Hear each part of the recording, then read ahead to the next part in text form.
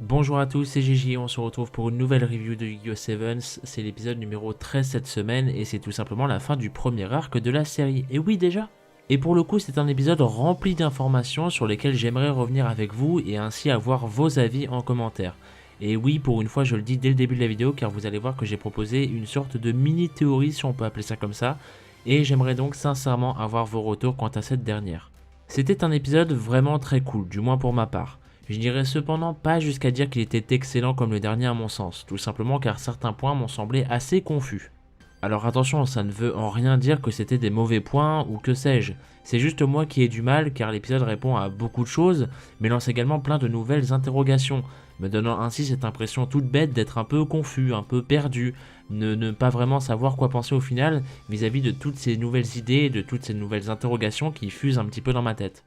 J'aimerais tout d'abord revenir sur pas mal de détails placés ici et là depuis le début de la série et qui trouvent leur signification ici, à savoir la fameuse relique du premier épisode et ses mystérieux symboles. Au final, les mystérieux symboles réunis forment l'enseigne dans laquelle Loa a donné son concert. Lui et Yuga le savaient et savaient également que la relique ressortirait si les conditions étaient réunies, mais nous y reviendrons plus tard.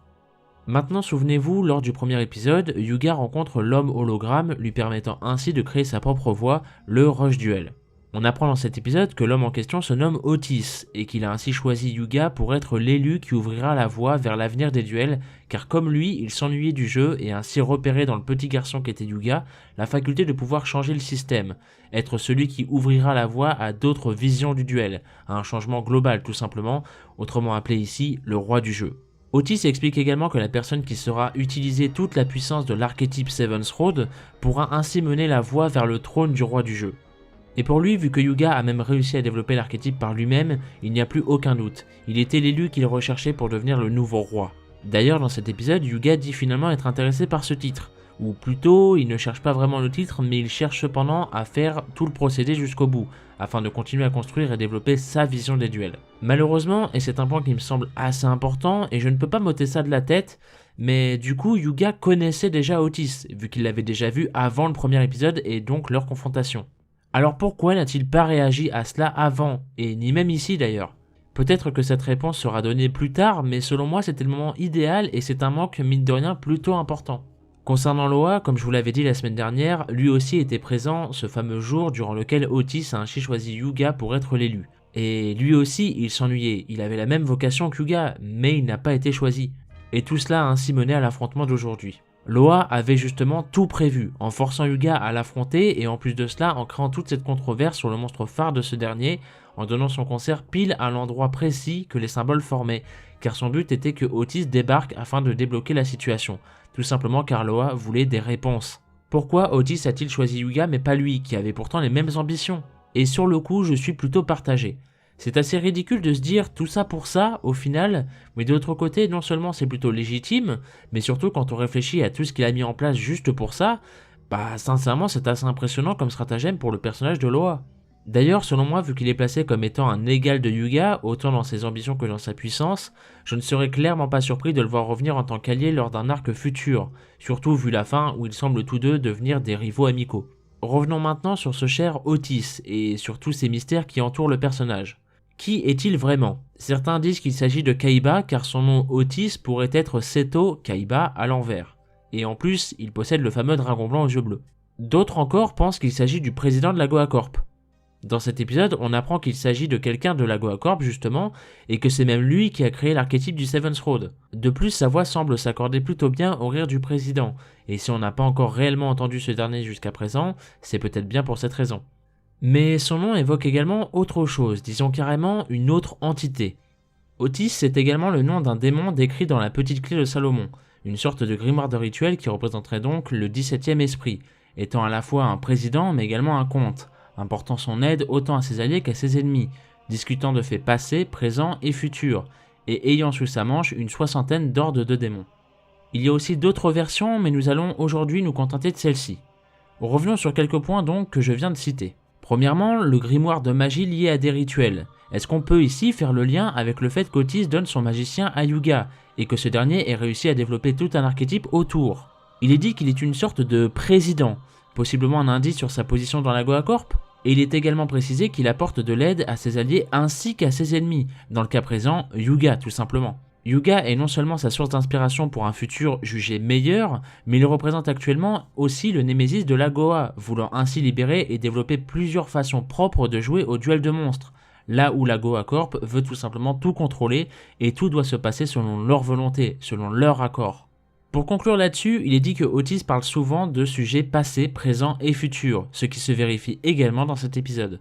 Le personnage d'Otis aborde ainsi le passé au travers de ce flashback et de son choix d'avoir confié le destin des duels à Hyuga.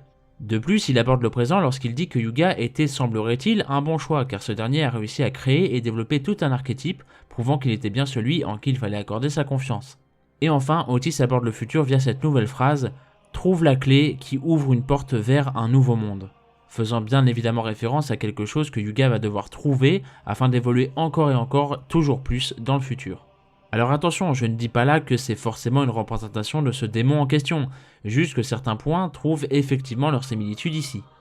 Après, on peut pousser la chose un peu plus loin, par exemple, du coup si c'est vraiment cela, est-ce que Hyuga va être amené à l'affronter d'ici la fin ? Je ne parle pas ici d'un simple duel cérémonial, attention, mais plutôt est-ce que Otis va devenir un antagoniste que Hyuga devra arrêter à un moment donné ? Ou alors ce fameux nouveau monde dont Otis semble parler, s'agirait-il simplement d'une image pour désigner le futur, ou voire carrément d'un délire multidimensionnel à la Arc 5 ? Bien évidemment, nous ne pouvons que théoriser à l'heure actuelle et nous n'aurons clairement pas ces réponses-là avant un sacré bon bout de temps. D'ailleurs, une autre question s'ajoute, à propos de la toute fin de l'épisode qui rappelle étrangement la fin de Vrains. On y voit tout d'abord un réseau cybernétique, puis une silhouette plutôt humaine qui semble être dans l'œil d'une caméra. Alors je ne vais pas vous mentir, il s'agit là très clairement d'un tease pour la suite, et je suppose que vous vous en doutez. Mais quand on regarde bien, la silhouette semble étrangement se rapprocher de celle du président de la Goa Corp, avec deux gros yeux qui en ressortent. Est-ce que c'est un indice volontaire ? Encore une fois, nous ne pouvons que théoriser. Vous comprenez maintenant pourquoi cet épisode m'a rendu aussi confus ? Il y a tellement de choses à imaginer, tellement de mystères qu'on ne sait pas encore, et c'est une très bonne chose, je ne dis clairement pas le contraire, mais c'est aussi pour toutes ces questions que j'aimerais avoir vos points de vue, vos théories, vos réponses à tout cela. Alors qu'en pensez-vous, vous ?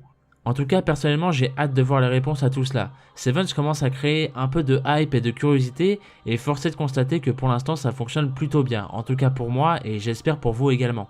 Et pour finir, sur une note plus légère, là pour le coup ça va être moins dense, ne vous inquiétez pas, le saviez-vous ? Cet épisode numéro 13 de Severance est le premier épisode de Yu-Gi-Oh! À avoir utilisé ce qu'on appelle une insert song depuis presque 10 ans, à savoir une chanson dans l'épisode et non pas une simple musique de fond, ce qu'on appelle traditionnellement des OST. En effet, l'ending spécial pour cet épisode, afin de représenter cette fin d'arc, est chanté par le seiyuu de Loa et a également été utilisé dans l'épisode. Et c'est effectivement la première fois depuis le 30 mars 2011 quand même, lors du dernier épisode de Yu-Gi-Oh 5D, qu'une insert song qui n'est pas un opening ou un ending de la série en question justement, a ainsi été utilisée. Et voilà, cette review est à présent terminée, je suis désolé, elle est sûrement plus longue que d'habitude, pour moi elle est beaucoup plus longue, je sais pas ce que ça donnera avec le montage, mais je pense qu'elle sera quand même plus longue que d'habitude. Merci à vous de m'avoir écouté, j'espère qu'elle vous aura sincèrement plu, j'espère que toute la petite partie théorie vous aura un petit peu emballé également. N'hésitez pas à me dire votre avis en commentaire concernant non seulement cet épisode comme d'habitude, mais également sur tous ces mystères qui commencent à entourer l'univers de Severance. Est-ce que pour vous ça vous parle? Est-ce que vous avez déjà des théories? Dites-moi tout en commentaire, ça va être le moment de vraiment théoriser pour la suite. Quant à moi, je vous retrouve la semaine prochaine pour de nouvelles reviews sur Pokémon et sur Yu-Gi-Oh! En attendant, portez-vous bien, gardez la passion et la hype, et des bisous.